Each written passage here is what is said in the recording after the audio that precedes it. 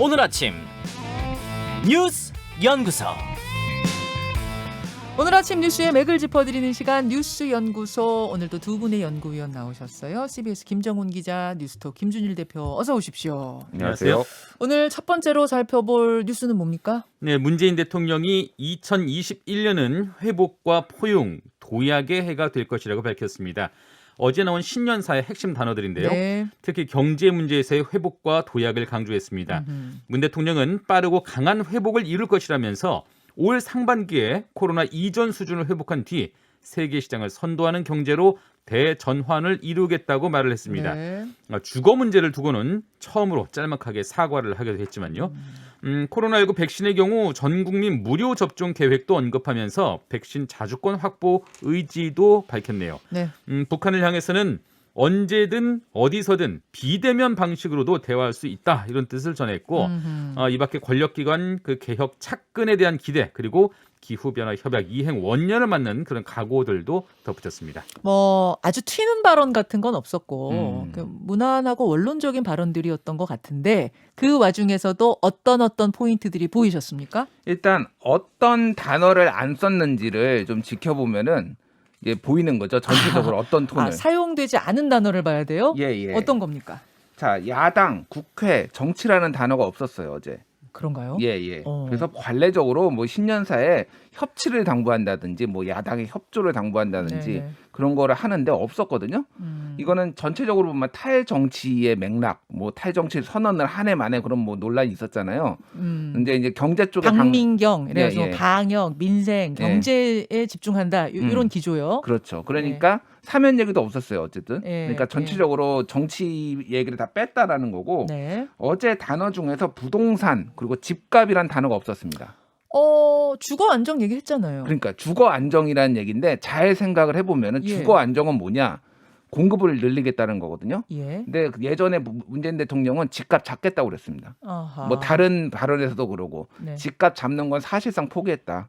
하향으로 낮춘다라든지 이런 거 아니고 사실상 현재 상태에 유지할 수밖에 없다라는 거 현실을 인정한 거예요. 이거는 그러니까 잡겠다 이런 얘기 안 했거든요. 그러니까 주거 안정을 통해서 뭐 공급을 늘리겠다 이런 뉘앙스로 얘기를 했기 때문에 검찰, 공수처, 검찰 개혁 이런 얘기 없었습니다.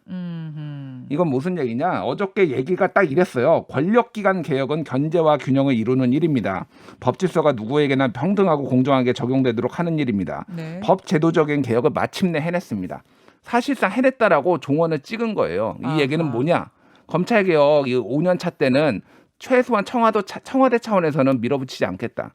이거는 뭐 검찰 개혁이 청와대 차원에서는 화두로 뭐 떠오르진 않을 것이다. 어느 정도 마무리됐다. 선을 그은 거군요. 그렇죠. 법 제도 개혁 마침내 해냈다라고 지금 얘기를 했잖아요. 당에서는 어떨지 모르겠습니다. 네. 뭐 공소청을 만드네, 뭐 검찰청을 폐지하네, 그거 친문 뭐 강경 의원들이 하는 거는 별도의 문제고 어쨌든 그런 것들이 있고 외교 관련해서는 한일 관계의 미래지향적 발전을 했지만 다른 표현이 없어요. 한일 관계 지금 굉장히 안 좋거든. 특히 이제 대법원 배상 판결 이후에 네네. 이거는 사실상 이제 뭐 어떻게 보면은 손을 놨을 수도 있겠다. 이거는 중요 지금 관심사가 아니라는 거를 보여준 거고. 한일 관계의 예. 미래지향적 발전이라는 표현이 있었지만 거기서 더 나아간 말은 없었다는 거. 뭐 과거사, 뭐 위안부 이런 단어 하나도 없었고요. 예. 없었고 그러니까 이거는 그냥 시급한 문제로 보진 않는다는 거. 원론적인 얘기만 한 네. 거예요, 그냥. 북한은요? 북한 같은 경우에는 이런 얘기를 했습니다. 동북아 방역 보건 협력체, 평화 안보 생명 공동체 이런 거 언급했는데 네. 근데 북한에서 그 이틀 전에 뭐라고 했냐면은 방역 협력, 인도 협력 이런 거 비본질적인 문제다. 근데 그 비본질적인 문제만 지금 문재인 대통령이 딱 얘기를 한 거예요. 오호. 이건 뭔 얘기냐? 지금 답이 없다. 바이든 행정부가 본격적으로 협상에 나서기 전에는 우리 정부가 지금 할 만한 일이 없다라는 거를 반증해서 살짝 이제 돌려서 말한 거나 그러니까 마찬가지예요. 당대회 8차 당대회에서 김정은 위원장이 이야기한 것과 우리의 문재인 대통령이 이야기한 거를 종합해 보면 양쪽이 지금 서로 다른 이야기를 하고 있다.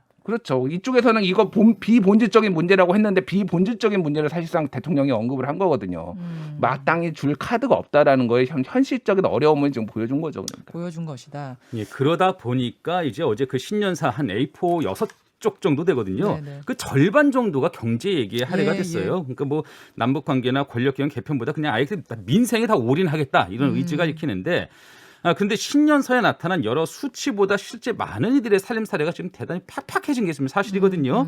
뭐 서민들로서는 어제 신년사에 언급된 주가 3,000포인트, 뭐 세계경제 10위권 국가 도약 네. 이런 말들이 더 괴리감을 느낄 법한데요.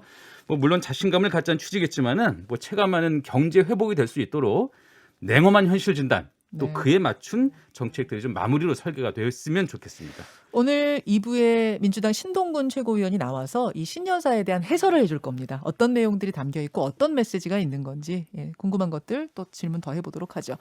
자, 두 번째 연구 주제로 갑니다. 네, 어제 발표된 코로나19 신규 확진자 수가 451명으로 지난해 12월 1일 이후 41일 만에 다시 400명대로 낮아졌습니다. 400명대까지 오는데 41일이나 이렇게 많이 걸렸어요. 걸렸습니다. 예. 물론 휴일 검사 건수가 좀 크게 줄어든 탓이 있겠죠. 다만 검사 건수 대비 확진자 수를 뜻하는 양성률의 경우도 1.60%로 그 전날 1.96%보다는 떨어졌습니다. 네네. 이를 두고 방역당국은 3차 유행이 이제 정점을 통과해서 감소하는 추세라고 평가했는데 현재는 감소 초기로 속도도 완만하다는 게 당국의 진단입니다. 네. 이런 감소세가 거리두기 단계 그 하향까지 이어지려면 하루 평균 확진자 수는 400에서 500명 이하라는 그 조건을 충족시켜야 하고요. 한편 식품의약품안전처는 셀트리온 코로나19 치료제와 아스트라제네카 그 백신의 자료 심사와 실태 조사에 지금 본격 착수했습니다. 그렇죠. 자, 뭐 어제 400명 떨어진 건 반가운 소식인데 어떤 부분을 보셨어요, 김준일 기자? 일단 그 정경 청장이 이번 주에 600명, 700명대로 계속 나올 거다라고 얘기를 했어요. 그것보다 더 좋아진 거죠. 그것보다 더 좋아졌는데 어쨌든 검사 건수가 줄은 것도 있지만은 항상 사회적 거리두기는 2주 정도의 시차를 두고 하거든요. 그 지난 주말이 지난 그 크리스마스 그 막 방역 이제 사회적 거리두기 높였을 때 딱 그거예요. 네네. 그러니까 이제 딱 효과가 나타나기 시작했다. 근데 이 기조가 계속되면은 이제 더 좀 빠르게 좀 줄어들 가능성들이 있어. 이달 말에는 한 200명대로 줄어들 가능성도 전문가들은 얘기를 하고 있더라고요. 그래서 그거는 상당히 좋은 거고. 다만 이제 17일까지 이어진 상황에서 이제 그 사회적 거리두기 조정이 있잖아요. 네네. 근데 이제 방역 당국이 이거에 대해서 그 자영업자들에 대해서 좀 이제 허용을 영업을 허용하는 것을 얘기를 지금 하고 있어요. 검토를 하고 있다. 근데 이것에 대해서 좀 논란들이 있습니다. 사실 그러면은 지금이라도 할 수 있는데 자영업자들이 이렇게 시위하고 데모를 해야 되지만 조정을 해주는 거냐? 그럼 앞으로 집단 행동하면은 다 허용해 줄 거냐? 이런 약간 논란들이 있어요. 그래서 선제적으로 뭔가 방역도 중요하지만은 그런 조정들을 미리미리 해야 되는 것 아니냐? 집단 행동은 사실상 지금 용인하는 거 아니냐? 이런 것들을 어떻게 해결해야 될지 좀 고민이긴 합니다. 일관성의 문제에 대한 지적인 거죠. 그렇죠. 지금 시위를 하니까 방역 좀 허용을 해주겠다 이런 식으로 이제 나온 거거든요. 방역 당국이. 참 방역 당국도 난감할 것 같아요. 이게 일률적으로 뭔가를 적용하면은 이런 이제 부분적인 문제들이 툭툭 불거지는 거고 그렇다고 세심하게 하자면 어디까지 세심하게 들어갈 수 있을 것인가 이게 쉽지 않은 문제인데 결국 그걸 잘해가는 과정. 조금 더 세심하게 신경 쓰는 과정이 필요하겠죠. 코로나가 하루 이틀에 끝날 건 아니니까 말입니다. 그래요. 근데 일본에서 또 다른 변이 바이러스가 나왔다는 건 무슨 말입니까? 일본에서 새로운 변이 바이러스가 나왔습니다. 이게 브라질에서 입국한 남녀 4명에게 변이 바이러스가 나온 건데요. 브라질에서 일본으로 입국한. 그렇습니다. 예. 앞서 그 영국발 변이 바이러스 또 남아공발 변이 바이러스는 좀 알려진 상태인데 이런 바이러스와는 또 다른 새로운 변이 바이러스라고 해요. 어허. 그래서 이게 감염력도 더 강할 것이다. 이런 예측이 나와가지고 지금 긴장입니다. 특히 지금 일본의 경우에는 매일 신규 확진자 수가 수천 명, 계속 사상 최고치를 또 경신하고 있는 그런 상황이거든요. 네. 일본 방역 당국이 지금 한층 긴장을 하고 있고요.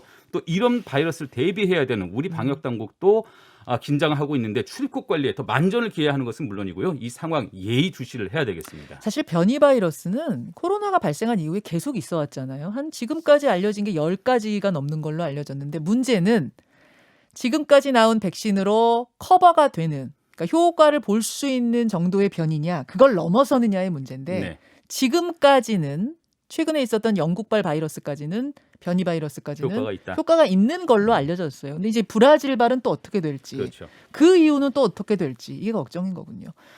자, 오늘 두 분 정치권 얘기는 안 하셨는데 이거는 잠시 후에 특히 국민의힘이 보궐선거 앞두고 지금 여러 가지 문제들이 있잖아요. 단일화 관련해서. 이거 인터뷰로 풀겠습니다. 네. 거기로 넘기죠. 수고하셨습니다. 감사합니다. 김현정의 뉴스쇼는 청취자 여러분의 참여로 이루어집니다. 트위터, 페이스북, 레인보우 게시판, 그리고 단문 50원, 장문 100원의 유료 문자 샵 1212, 우물정 1212 통해 참여하실 수 있습니다. 김현정의 뉴스쇼, 여러분과 함께 만듭니다.